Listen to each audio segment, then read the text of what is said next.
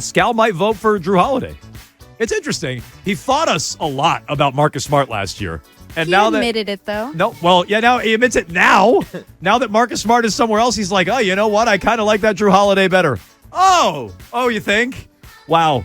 To be fair, he didn't know how much you knew hoops when he was talking to you at the beginning of the year. You know, you're probably a hoop junkie. Exactly. I feel like we have started. Like, you really don't know this league. We have started to bond a little bit, Scal and I. I was afraid to tell him my real thoughts on the It's been a slow burn. on the new kid there, Is Adam with us today? who is just an adjustment. Drew Carter's an adjustment. You don't like him? It's an adjustment. Is it not?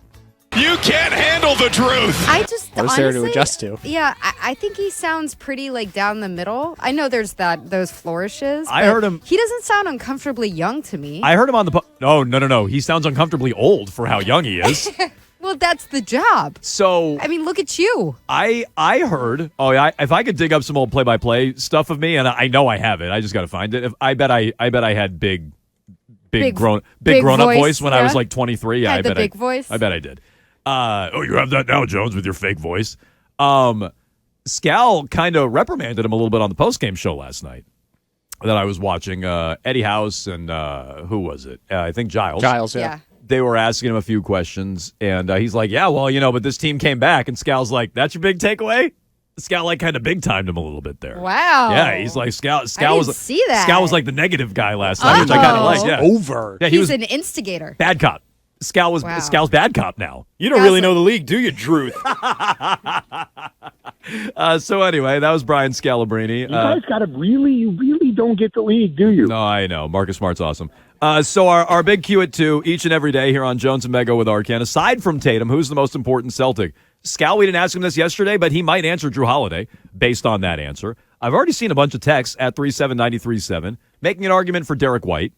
I like it, but I wouldn't go that far. He's an X factor. If we're going to get into all Yeah. these different little slogans That's a or better way to put it. monikers that you attach to guys on teams, glue guy, he's the X factor. I really think it's between Jalen and Porzingis, and I considered Porzingis. Like, I don't think it's a crazy answer, Mego, that you feel that he's the second most important Celtic. Well, thank you. I'm glad you You're don't welcome. think I'm some crazy woman. You're not out there, talking to yourself on I'm the not streets. inviting him into the chicken pot pie yet. but I considered Porzingis. It didn't sound right. Jalen Brown to me, no, it didn't, now that you say it. Jalen Brown to me, Sounded right to me. the issues on the floor are directly tied to how he and to a lesser degree, Horford are playing this year. Like, I sent some stats on Horford too. So I said these off the top. Jalen Brown shooting his worst field goal percentage of his career. Okay? Worse than his rookie year. And that may not hold up, but I'm just through 7 games, that's what it is, the worst. And on top of that, he's averaging 21.4 points per game. That's not terrible. But it's on a lot of shots. It's not on a great percentage. And it's the fewest since he basically became a full-time starter in 2020. So it's just a way to illustrate the numbers are down. They may not stay down, but they've been down. Al Horford last night was a minus 23.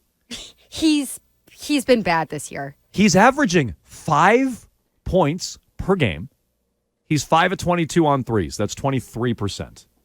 So, to me... Wasn't he one of the best three-point shooters in the league last so year? again, these are small sample sizes and they may not hold up. Some would say elite, But and by some I mean Al when we Horford. talk about how everything's going to fit together, Horford did say that, and how everybody's going to buy in, those are 2 big ones. Like, Jalen's is his game off because it's a small sample size and it's early and it'll all level out? Or are there some issues like there looked like there were on opening night? Finding his spots next to Porzingis. Yep. And finding his spots in the pecking order next to Porzingis. Same thing with Horford. Horford had to move to the bench. And I know he started for a couple of games with White out after the birth of his child. But Horford has moved to the bench. Is he going to want to put up 5 points a game?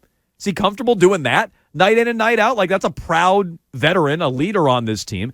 Is he going to take the back seat? He did not when he went to the bench in Philly. He didn't like it. He was vocal about it. His family was vocal about it. So all these things to me are potential pratfalls that they got to tiptoe around. That's all. I'm not saying the team's screwed, but pay attention to this stuff. I agree. I think the fit factor for Jaylen Brown is bigger because Porzingis, I've been really impressed with him overall. The way that not only how he's fit in with the team, it's also the way that he carries himself. I think he's great in these post-game press conferences, in practice, talking. I think he gets it. Maybe I'm just won over by the new guy. What did you say on the Slack channel? You think he's the what for the team? I think he's going to be the leader of this team. Oh, boy. I know. I really do. I think he's going to be the vocal leader of this team. How do you feel I think we've seen it a little bit in timeouts where he's taken over and talking. How do you feel about that, Arkan, if Porzingis is your leader? Not great. With his butt puckering up at the end of the game last night, barely grazing the bottom of the rim. It's just, he's not like some all-time perennial winner or something like that who can say, hey, I've done this before, I've been there, I know, everybody follow me. He's probably the third best player on the team. Him and Holiday, I'd say, are probably, neck and neck for that third guy. But vocal leader, I don't know. I mean, he's the tallest guy on the team, I guess. Like, there's that. But, like, cool. what else constitutes making him the leader? I don't really, veteran, I guess. Him and Holiday right around the same there, too. That's where there might be some push and pull with Jaylen Brown and Kristaps Porzingis. As Porzingis gets in here, he's talking about winning. He's talking about how, like, all the lessons that he's learning and blah, blah, blah, and saying all the right things. And it does feel like, I just feel like he's going to carry the locker room in a way that Jaylen Brown hasn't with his tenure so far with the Celtics. I can't really explain it. It's just when I watch their press conferences, when I watch the way that other players respond to him, and he says the right things. He says, playing with the Jays makes it so easy for me. I get all these opportunities. Like, it's never been easier to play basketball, and he's very complimentary. But I just think it's a situation, and you can call me totally crazy, especially given Jaylen Brown's contract, but it's kind of a situation where it looks like, hey, Jaylen, it's on you to figure out how you're going to work with Porzingis. This is the problem. Not on Porzingis to figure out how he's going to work with you. So I think this is the problem. There's a push and pull there. And Jaylen, to me, is the next most important Celtic after Tatum. It's our big Q at 2, our big question of the day. Vote at Jones and Mego on Twitter. You can weigh in on the phone, 617-779-7937. Mego says Porzingis. Arkan and I agree. On Jaylen Brown, maybe Scal would argue for Drew Holiday. You can vote there. Holiday's a close second for me, too, by the way. The Twitch chat is claiming that I want to split up the Jays, and that's not what I'm saying. We've heard you say that before, I think we may have some evidence of that. That's not what I'm saying. They just have to work out the chemistry. Like I said, split up the Jays. Yeah, well, there They're you go. going through puberty, trying to figure it out. It's as concrete as it gets. We're going to get to Marcus Smart was holding them back. We're going to get to prickly Joe Mazzulla last night after the game, because this was next level prickly Joe Mazzulla. I was hoping we'd get a different Joe. Oh, my God. Nope. Turns out exact same Joe Mazzulla. We'll get to that. Some audio that you don't want to miss momentarily. But let's get to a few phone calls first. A lot of you waiting patiently, including Nino in East Boston. Get us started today, Nino. Hi, Mego. I think I'm with you. I think Porzingis is going to be the next to Jayson Tatum.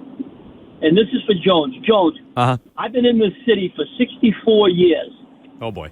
You have so much negativity against Boston sports. Every time someone makes a mistake, you eat them up. Yeah. You ever play basketball, football, hockey, or Yes. anything like that? Yeah, it's just basketball. As Mac got out of me, no football and definitely no hockey. Just basketball, Nino. Why?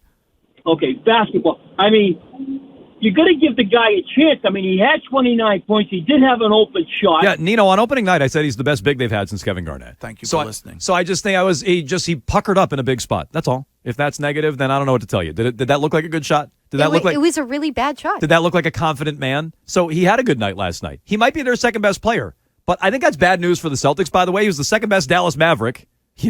He was the second best, was he the best Washington Wizard? Probably the second best Washington Wizard. He was probably the best Knick.